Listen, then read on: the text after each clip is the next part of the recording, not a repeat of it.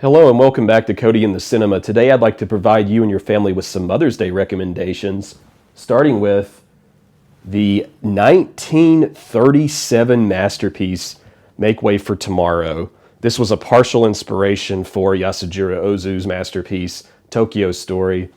And this is about two elderly people who have fallen into a financial crisis. And as a result of that, their kids are sort of forced to house them and help them through life. And it inconveniences the children. And as a result, there's an animosity that grows between the kids and the adults. The adults feel like they're old and kind of useless at times, maybe, when they do realize what's going on.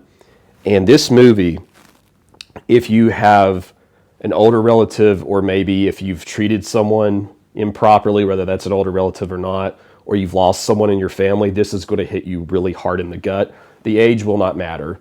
Much like how people don't care that The Wizard of Oz was a 1939 picture, I don't think they're going to care about the age on this one. You're not going to care that it's black and white if that's not something you're used to. This is probably my favorite movie of the ones I'm reviewing today, and an absolute essential to watch with a family, especially for something like Mother's Day, because the mother figure in this is so... not just you feel sorry for her, but she is just annoying at first. But as the film goes along, you start to realize what a great mother she truly is. So definitely check this one out. And along those lines, what about okay, I have a grandmother. I have, a foster family. I have something like that. And this film that I'm about to discuss covers both of those territories. When Marnie Was There, the Studio Ghibli classic. And in this story, a foster family is forced to have their foster child, Anna, go away to another family for a while in the summer because she's had some issues with asthma. And so she goes to this sort of wetlands area, wet area of Japan. And while she's there and she feels uncomfortable, she's very introverted. She doesn't fit in very well. She meets across this little lake this girl named Marnie, and they have this wonderful, convincing friendship. And Marnie lives in this old mansion. It's kind of creepy. It's kind of spooky. There's a little bit of a hint of something supernatural. This is a movie that I truly feel like if you had a great childhood friend, or if you had a gift for people, I'm adopted, so for people that have had foster families, some of the issues that are tackled here are going to hit you in the gut.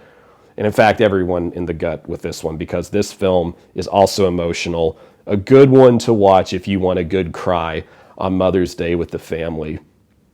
And I just absolutely love this movie. This is probably one of my top 3 Studio Ghibli movies.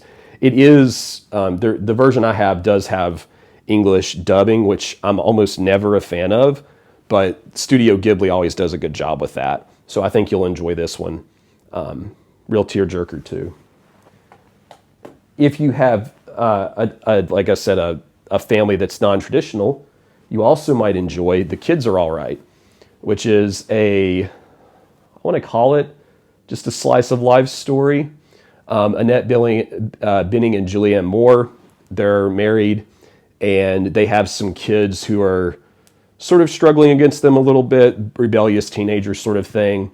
And they're getting some landscaping done, and Mark Ruffalo comes into the picture, and his character disrupts their way of life. There's some poignant observations about what holds together families, what doesn't, what can break up marriages, what doesn't break up marriages. It's a good little comedy to watch. If you want something that you can kind of laugh with mom over, but you don't want to necessarily cry the whole time like you might with the other 2 movies I mentioned, it's a good comedy for you. But I only have a busted DVD, so I couldn't show you my copy of that one. The same is true for my busted DVD copy of another film I'm recommending. If you want to watch a dumb, kind of fun, kooky slasher with mom, maybe your mom's like a horror fan or a classic horror fan, you absolutely, for Mother's Day, one of these days, have to watch the original Friday the 13th. And I can't completely explain why you have to watch the original Friday the 13th, but if you're unfamiliar with the premise, so that I don't spoil anything, the This is where the Jason myth comes from. This is about a camp crystal that is has been disassembled, and no one camps there anymore, and a group of kids go back to camp, and then there's slasher stuff that happens.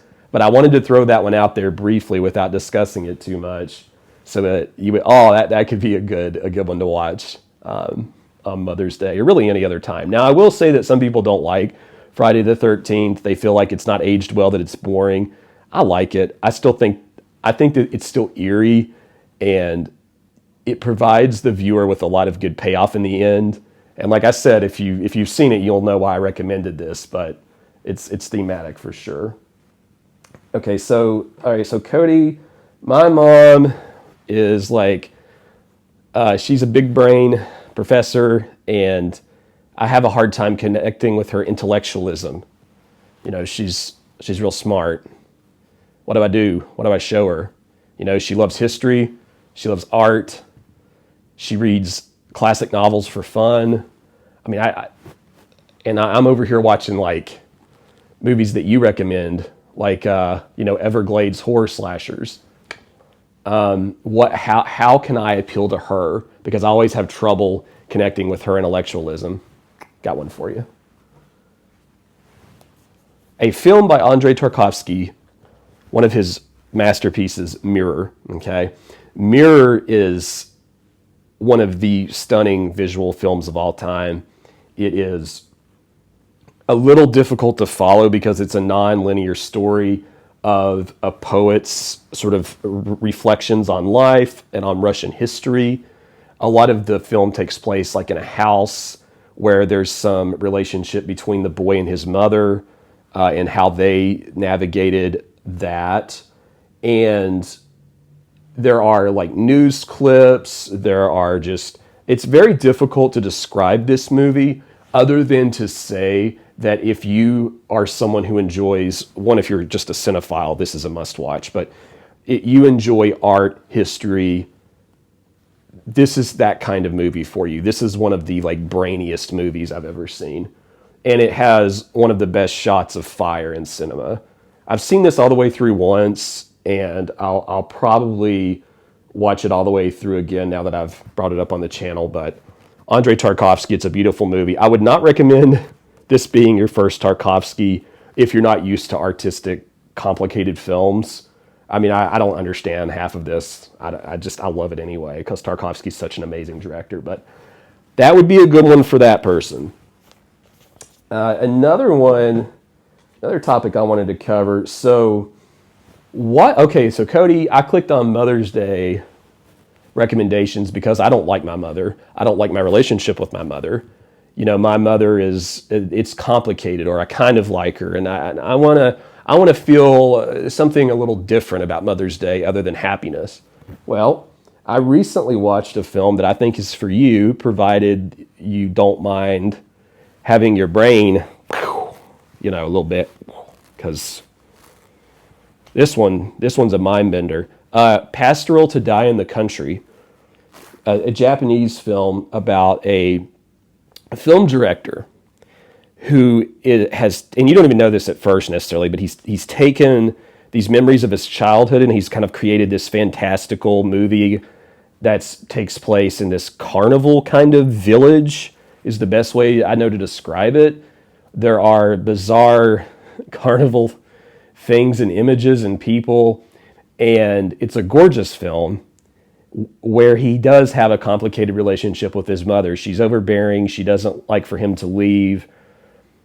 And as far as movies that cinephiles have to see, much like I said, Mirror is one you have to see. You must see Pastoral, To Die in the Country. This was recommended to me on one of the letterboxed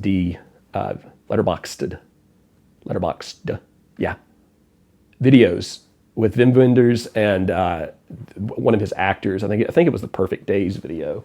I went and I gave it a watch. It's a beautiful film. You got to see it if you have, like I said, a complex relationship or even a negative relationship with your mother. I do think you'll enjoy that one. It is a mind-bending, off-the-wall kind of movie that will not be for everyone, but I do think it's an essential watch.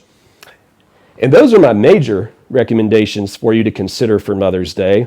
Bonus here, don't forget about the Alien movies if you haven't seen those in a while, because there are lots of good motherhood themes in here, both from the protagonist, Sigourney Weaver's character, especially in the second one, and in the first one, right? Because there's like the mother alien. If you want to do a cool sci-fi movie with mom and she's into that, don't forget that these exist. Little bonus for you there. So those are some of the recommendations that I picked off my shelf today to make this video. What are some of your favorite movies that have a Mother's Day theme that you think, oh gosh, you should have covered that? Let me know in the comments below. Don't forget to like and subscribe, and we'll see you next time.